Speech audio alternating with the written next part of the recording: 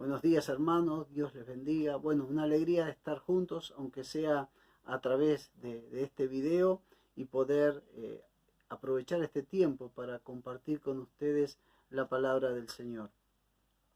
Muchas personas dicen que quizás no es necesario aprender a orar si orar es simplemente hablar con Dios. Preguntan, ¿es necesario que Jesús nos enseñe a orar? Si orar nosotros le enseñamos a las personas que aceptan a Cristo y empiezan a crecer, le enseñamos que orar es sencillamente hablar con Dios. Necesitamos en realidad pedirle entonces a Dios que nos enseñe a orar. Bueno, por un lado debemos reconocer, tratando de responder esta pregunta, de que en un par de ocasiones la palabra de Dios nos previene acerca de la realidad de que podemos orar de una manera que no es la correcta. Una de estas ocasiones está en el libro de Romanos, capítulo 8, versículo 26, que paso a leerles. Dice así la palabra de Dios. Además, el Espíritu Santo nos ayuda en nuestra debilidad. Por ejemplo, nosotros no sabemos qué quiere Dios que le pidamos en oración, pero el Espíritu Santo ora por nosotros con gemidos que no pueden expresarse con palabras.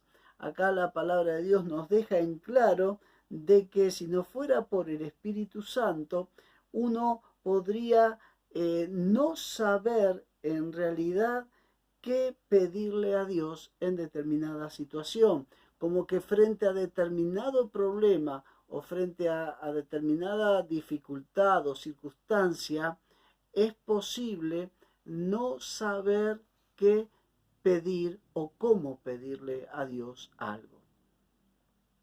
Ahora, también la palabra de Dios nos habla en la carta de Santiago, capítulo 4, versículo 3, lo siguiente: y cuando piden algo, no lo reciben porque lo piden con malas intenciones para gastarlo en sus propios placeres. O sea que estos dos pasajes nos dan la posibilidad cierta que aún siendo hijos de Dios, como decíamos recién, o no sepamos cómo pedir o qué pedir frente a determinada situación o circunstancia, o que directamente estemos pidiéndole algo a Dios, algo que necesariamente no sea algo malo, pero sí que lo estemos pidiendo con malas intenciones. Por lo tanto, ambos pasajes nos advierten de que, aun siendo hijos de Dios, podemos correr el peligro de no orar en forma correcta. En otras palabras, que necesitemos que Dios nos enseñe a orar. Ahora, por otro lado, cuando uno va a los evangelios, encuentra ocasiones en las cuales Jesús entendió que era necesario enseñarles ciertos aspectos de la oración o cómo orar a sus discípulos. Pero también encontramos otras ocasiones en las que son los discípulos los que ven la necesidad y se acercan a Jesús con el pedido de que Él les enseñe a orar. Así, por ejemplo, al comienzo del ministerio público de Jesús, inmediatamente después de su bautismo y de su tentación, tenemos que Jesús toma a un grupo de sus discípulos y desde lo alto de un monte, Él comienza a darles su enseñanza quizá más extensa y más completa, que es el famoso Sermón del Monte. En esencia, el Sermón del Monte, lo que trata Jesús de transmitir a través de él es cómo sería el perfil de un verdadero ciudadano del reino. ¿Qué es lo que él esperaba de cualquiera de aquellos que se llamaran discípulos de él o seguidor de Jesús? El Sermón del Monte, si ustedes cuentan los versículos que implican los capítulos 5, 6 y 7 de Mateo, tienen más o menos unos 111 versículos.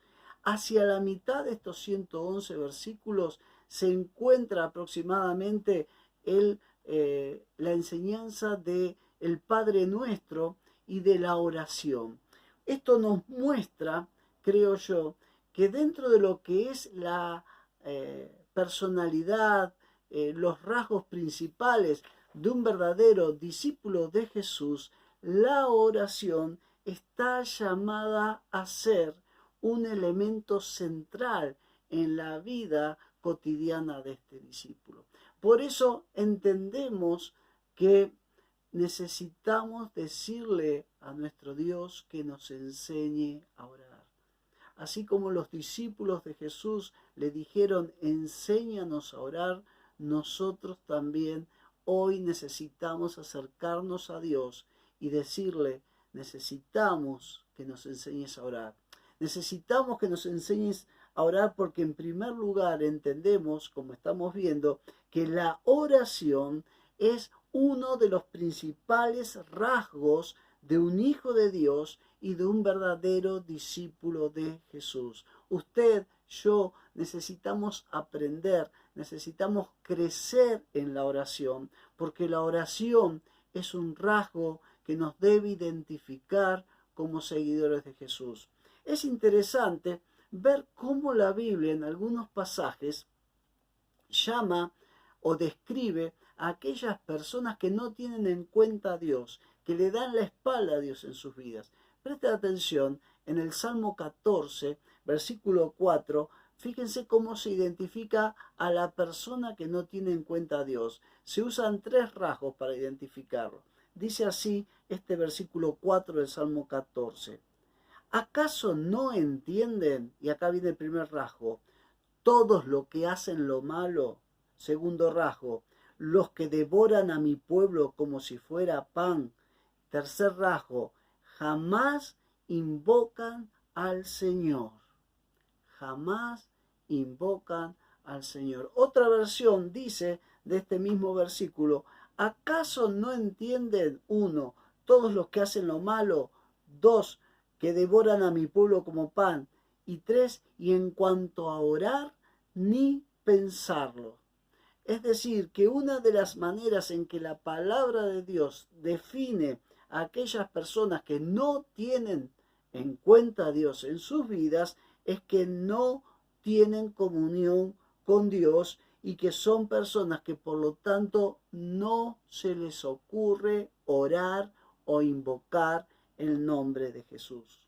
Por otro lado, todo lo contrario, cuando la Biblia trata de describir a las personas que sí temen a Dios, fíjense cómo se lo llama. Segunda de Timoteo, capítulo 2, dice el versículo 19 así, la palabra de Dios. A pesar de todo, el fundamento de Dios es sólido y se mantiene firme, pues está sellado con esta inscripción. El Señor conoce a los suyos. Y fíjense cómo sigue describiendo a los suyos. Que se aparte de la maldad todo el que invoca el nombre del Señor. O sea que a los hijos de Dios, en 2 de Timoteo 2:19 se los llama los suyos y los que invocan el nombre del Señor. Bajamos unos versículos y llegamos a 2 de Timoteo 2, pero el versículo 22. Y dice así la palabra de Dios. Huye de todo lo que estimule las pasiones juveniles. En cambio, sigue la vida recta, la fidelidad, el amor y la paz. Disfruta del compañerismo y fíjense cómo se llama a los cristianos, los que invocan al Señor con un corazón puro. Vemos entonces que Dios en su palabra define a aquellos hombres y mujeres que le dan la espalda como personas que nunca oran a Dios, y todo lo contrario, a los que sí le temen, a los que sí creen en Dios, a los que sí tienen comunión con Él, la palabra de Dios los llama como personas que se caracterizan por invocar el nombre del Señor, personas que se caracterizan por la oración. Vemos entonces, hermanos, que en la oración, en su ausencia o en su práctica cotidiana está una de las principales diferencias entre aquel que dice creer en Dios de aquel que le da la espalda a Dios. No obstante, debemos dejar en claro que la práctica de la oración en la vida de un cristiano, de un verdadero discípulo de Jesús, no es un fin en sí mismo. No es que oramos porque tenemos que orar, como quien reza o como quien repite un rosario, sino que la presencia de la oración, el recurso de la oración, es aquello que nos va a permitir hacer la diferencia en este mundo, en nuestras relaciones y frente a nuestros desafíos y encrucijadas de la vida. La oración va a ser aquello que nos va a permitir echar mano del poder de Dios. Les doy un ejemplo muy sencillo de esto. En Lucas capítulo 6, versículos 27 y 28, usted y yo tenemos uno de los mandamientos más difíciles para cumplir de la Biblia. Dice así la palabra de Dios: pero a ustedes, los que me escuchan, les digo, amen a sus enemigos, hagan bien a quienes los odian, bendigan a quienes los maldicen, oren por quienes los insultan.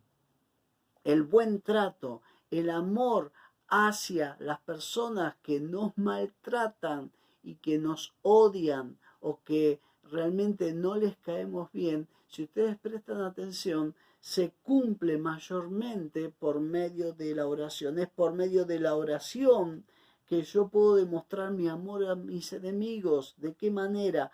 Bendiciéndolos, orando por ellos.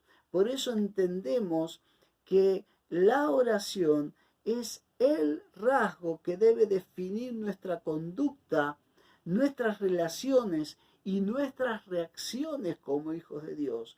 ¿Cómo entonces no vamos a necesitar crecer en la oración? ¿Cómo no vamos a necesitar que se nos enseñe a orar mejor?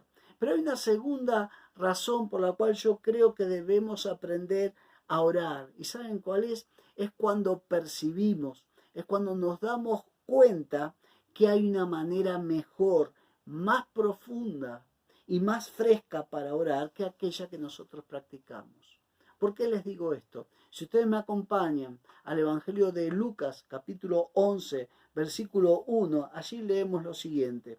Una vez Jesús estaba orando en cierto lugar. Cuando terminó, uno de sus discípulos se le acercó y le dijo: Señor, enséñanos a orar, así como Juan les enseñó a sus discípulos. Si ustedes prestan atención a este versículo, se van a dar cuenta que algunos de los discípulos de Jesús lo estaban oyendo y viendo a su maestro orar. Y sin duda que fueron impactados por la manera que oraba Jesús, por la manera en que se dirigía al Padre en oración. De tal manera que cuando Él termina de orar, apenas termina de orar, están esperando que Él termine de orar para acercarse y decirle que necesitan que Él les enseñe a orar. La pregunta que nos surge es que los discípulos nunca habían orado antes de este momento. Seguramente que sí, ellos eran judíos y seguramente habrían balbuceado o tratado de orar a Dios de alguna manera. ¿Es que los discípulos nunca habían escuchado orar a nadie? Sí, habían escuchado orar a otras personas, pero la manera en la que Jesús oraba era tan fresca, tan profunda, tan real, que ellos lo llevó a decir: yo necesito crecer en la oración, yo necesito que Jesús me enseñe a orar.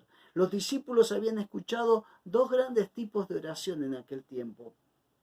Una de ellas está reflejada en Mateo 6, versículo 5. Jesús dice: cuando ores, no hagas como los hipócritas, a quienes les encanta orar en público, en las esquinas de las calles y en las sinagogas, donde todos pueden verlos. Les digo la verdad, no recibirán otra recompensa más que esa. Sin mencionarlos con nombre y apellido, Jesús está hablando de la manera de orar de los religiosos de su tiempo, de los escribas y fariseos. Una manera con una teología quizá muy elaborada, muy perfecta, muy saludablemente bíblica. Pero el problema es que en lo que dice este pasaje y como viene escrito en el idioma original, es que a estas personas, más que orar, lo que les encantaba era pararse en las esquinas y en los lugares principales de la sinagoga y orar allí. ¿Por qué? Porque ellos lo que querían era ser vistos mientras oraban. Ahí ese verbo que se traduce para ser vistos literalmente significa brillar, ser resplandeciente. ¿Qué quiero decir con esto? Eran oraciones que ellos hacían más a los hombres que a Dios, más para ser notados por los hombres, más para impactar o impresionar a los que estaban alrededor de ellos que a Dios mismo. Personas que al orar seguramente agravaban su voz, que cambiaban su tono de voz, lo hacían más solemne. Era toda una oración a la que él tilda procedente de labios hipócritas. Esta era una manera de orar que escucharon los discípulos, que cuando lo escucharon orar a Jesús se dieron cuenta que la manera de orar de Jesús era otra cosa. Había otra manera de orar, que era la de los paganos, la que hacían a otros ídolos que no eran el verdadero Dios. Por ejemplo, en Mateo 6:7 dice, y orando no usen frases carentes de sentido, como los gentiles que piensan que por sus muchas palabras serán oídos. Era una manera de orar que repetían y repetían palabras, pero palabras que no tenían ningún sentido. Unas eran profundamente teológicas, hechas de una manera muy reverente y espectacularmente públicas. Otras eran directamente amontonar palabras y palabras creyendo que podían impactar a ese Dios al que oraban por decir un montón de palabras, pero palabras que no salían de su corazón. Por eso digo, cuando los discípulos escucharon orar a Jesús, se dieron cuenta que había una manera más profunda, más fresca, más real de hablar con Dios como Padre, y por eso se dieron cuenta que necesitaban aprender a orar. Hermano, amigo que me estás escuchando, creo que debemos ser sinceros con nosotros mismos y poder evaluar nuestra vida de oración y ver si nuestra oración es algo mecánico, es algo ritual, es algo que hacemos por hacer, o realmente sentimos que estamos conversando con Dios, que hablamos con Él cara a cara, que podemos abrir nuestro corazón ante Él. Si debemos ser sinceros con nosotros mismos, si no necesitamos crecer en nuestra vida de oración. Pero hay una tercera razón que quiero compartirles por la cual entendemos que necesitamos aprender a orar, y es cuando, como los discípulos de Jesús, experimentamos un fracaso frente al reino de las tinieblas. Si ustedes luego en sus casas pueden leer el pasaje de Marcos, capítulo 9, versículo 14 al 19 y 25 al 29, ustedes tienen un momento muy especial allí, que es cuando Jesús baja con 3 de sus discípulos del monte de la transfiguración, y cuando baja se encuentra, dice el texto bíblico, con una gran multitud, dentro de la cual habían algunos que estaban discutiendo acaloradamente con los 9 discípulos restantes. Estos que estaban discutiendo con los discípulos de Jesús eran los religiosos del tiempo de Jesús, que estaban cuestionando a estos discípulos porque ellos habían fracasado en el intento de liberar a este muchacho endemoniado. Sin duda que estos religiosos, que estaban siempre tratando de prestar atención en qué Jesús se podía equivocar o en qué sus discípulos podían equivocarse, estaban teniendo la oportunidad única de poder arremeter y descalificar a Jesús y a sus discípulos por el simple hecho de que ellos habían fracasado en el proceso de liberar a este muchacho. Obviamente, si ustedes luego leen el relato aquí en Marcos 9, se van a dar cuenta que Jesús luego libera a este muchacho. Un proceso de liberación un tanto complejo, aún en manos del propio Jesús.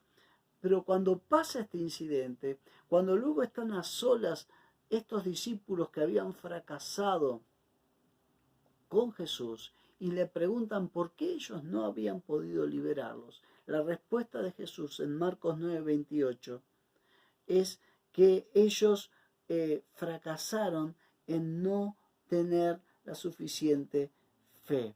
Pero presten atención a algo. Este fracaso de los discípulos de Jesús hay que ubicarlo entre dos misiones muy importantes de los discípulos de Jesús. La primera de ellas es cuando Jesús encomienda a los 12 a ir a los pueblos y aldeas. Está descrita allí en Lucas capítulo 9, versículo 1 al 6. Pero en esta misión de los 12, según narra también Marcos 6:13, los discípulos sí expulsaron demonios. Y después de este incidente en el que fracasan, que acabo de escribirle recién, viene la misión de los 70 o de los 72, en la cual, según Lucas 10:17, los discípulos disfrutaban de que en el nombre de Jesús hasta los demonios se les sujetaban. O sea, antes y después ellos pudieron liberar demonios, pero aquí fracasaron. Pero, ¿por qué habían fracasado? Y Jesús les dice, en primer lugar, más allá de luego de hablar del tema de la fe, les dice en Marcos 9:29, esta clase de demonios solo puede ser expulsada a fuerza de oración. El comentarista William Hendrickson, hablando de esto, dice lo siguiente: con estas palabras de Marcos 9:29, Jesús está afirmando que en el mundo de los demonios hay diferencias y que algunos son más poderosos y malignos que otros. Y esta fue la primera razón por la que ellos no pudieron liberar posiblemente a este muchacho endemoniado, porque era un demonio poderoso y difícil de quitar de este muchacho. Pero la segunda razón está en relación con la primera. Y la segunda razón, dice Mateo 17:20, porque ustedes tienen muy poca fe, dice Jesús.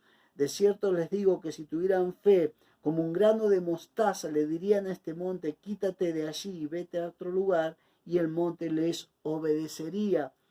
Nada sería imposible para ustedes.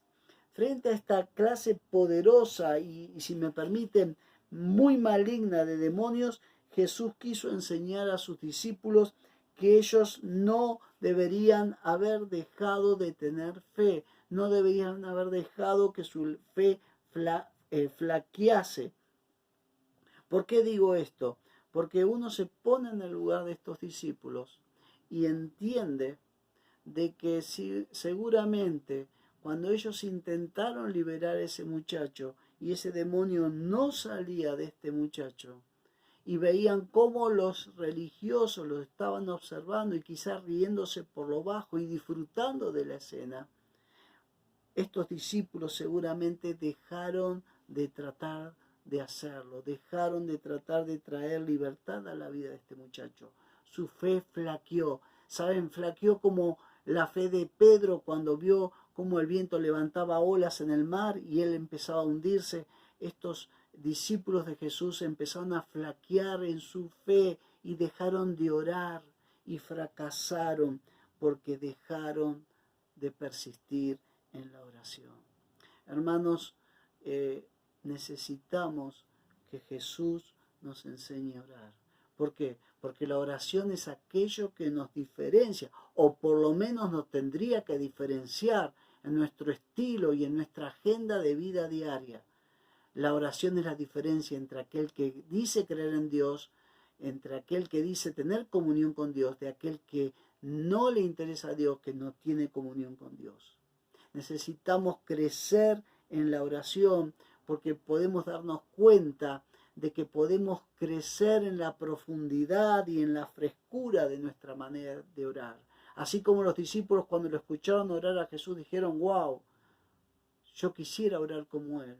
Nosotros debemos entender de que nuestra vida de oración puede ser ampliada, profundizada, enriquecida. Y sobre todas las cosas debemos aprender a orar más, aún en medio de nuestros fracasos. Fracasos frente al reino de las tinieblas, fracasos en nuestra vida de oración, o cosas por las cuales hemos pedido a Dios y no hemos recibido las respuestas que esperamos. Circunstancias o motivos de oración por los cuales estamos desalentados y estamos ya acariciando la opción de dejar de orar. Dios nos anima a crecer en la oración en cuanto a ser personas de una mayor fe, de una fe más perseverante en la oración. Hermanos, amigos, necesitamos crecer en la oración. Necesitamos aprender a orar. Y quiero cerrar con una breve historia. Es una historia ficticia, pero me ayuda a poder explicarles a qué me refiero con esto de aprender a orar. Y que no me malinterpreten en pensar en algo académico, en que tengo que venir con el cuadernito y la lapicera y tomar nota de cómo. Cuenta esta historia que un obispo estaba viajando en un barco y este barco llegó a una isla. En la isla había ciertas personas con las que el obispo empezó a charlar y estas personas nativas del lugar, con un inglés muy tosco, le dijeron: nosotros ser cristianos, señalándose orgullosamente a sí mismos. El obispo quedó impresionado y les preguntó: ¿y ustedes cómo oran? Y ellos le contestaron: nosotros levantar los ojos al cielo, nosotros decir: nosotros somos tres, tú eres tres, ten piedad de nosotros. El obispo, cuando escuchó la manera en que estos tres hombres oraban, casi se horrorizó, porque era una manera casi primitiva y muy herética de orar. Entonces empleó el resto del día en tratar de enseñarles a orar de una manera más teológicamente correcta. Y si bien, dice la historia, los pescadores, estos nativos del lugar, tardaron en aprender a orar, pusieron empeño y finalmente, antes que el obispo retomase su viaje en el barco en el que venía, ya estos nativos estaban orando como les había enseñado el obispo. Meses más tarde el barco del obispo volvió a pasar por el mismo lugar y él, dice la historia, se acordó de estos lugareños, de estos pescadores, y cómo les había costado aprender a orar correctamente, pero cómo había valido la pena invertir tiempo en ellos. Estaba en este pensamiento, dice que cuando levantó sus ojos y en la oscuridad, porque ya el día estaba cayendo, dice que divisó un punto de luz hacia el este. La luz se acercaba al barco y para su asombro, después se dio cuenta que tres personas venían caminando sobre el agua. El capitán, dice la historia, detuvo el barco, todos los marineros se asomaron por la borda para ver ese asombroso espectáculo. Y cuando el obispo estuvo cerca, se dio cuenta que los tres que venían casi corriendo por el agua eran los tres pescadores. Y le gritaron: obispo. Y él, un poco receloso, les preguntó: ¿qué desean? Ellos con tristeza le dijeron: nosotros estar tristes, nosotros olvidar bonita oración que nos enseñaste. Por favor, decirnos otra vez toda la oración. El obispo, cuenta la historia, se sintió humillado y le dijo: vuelvan a sus casas, mis amigos, y la próxima vez que oren a Dios, díganle: nosotros somos tres, tú eres tres, ten piedad de nosotros. Hermanos, cuando hablamos de aprender a orar, estamos hablando más que usar las palabras correctas, más que ser teológicamente correctos. Estamos hablando de una vida de oración en la que la oración es lo que nos nace instintivamente hacer en medio de las dificultades. Cuando hablamos de aprender a orar, estamos hablando de desarrollar una fe que persiste en la oración, aun cuando la respuesta no venga. Yo lo animo a que hoy mismo le empiece a decir al Señor: en primer lugar, enséñame a orar. Y hoy mismo también te animo, hermano, hermana, me estás escuchando, a que vos puedas comenzar a orar a Dios cada vez más. Porque en nuestra práctica de la oración es que vamos también a aprender cada día a orar más y a depender más del Señor. Me gustaría orar para cerrar este momento. Padre Celestial, yo te doy muchas gracias por este tiempo que me has permitido compartir con mis hermanos. Gracias por la oración, Señor. Gracias porque a través de ella podemos tener una comunicación diaria contigo.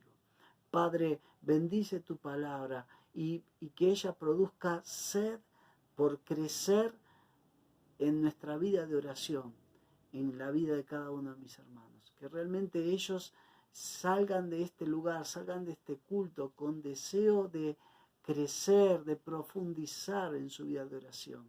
Que puedan entender que es la oración, aquel hábito, aquella práctica que nos debe caracterizar como hijos tuyos y como discípulos de ti.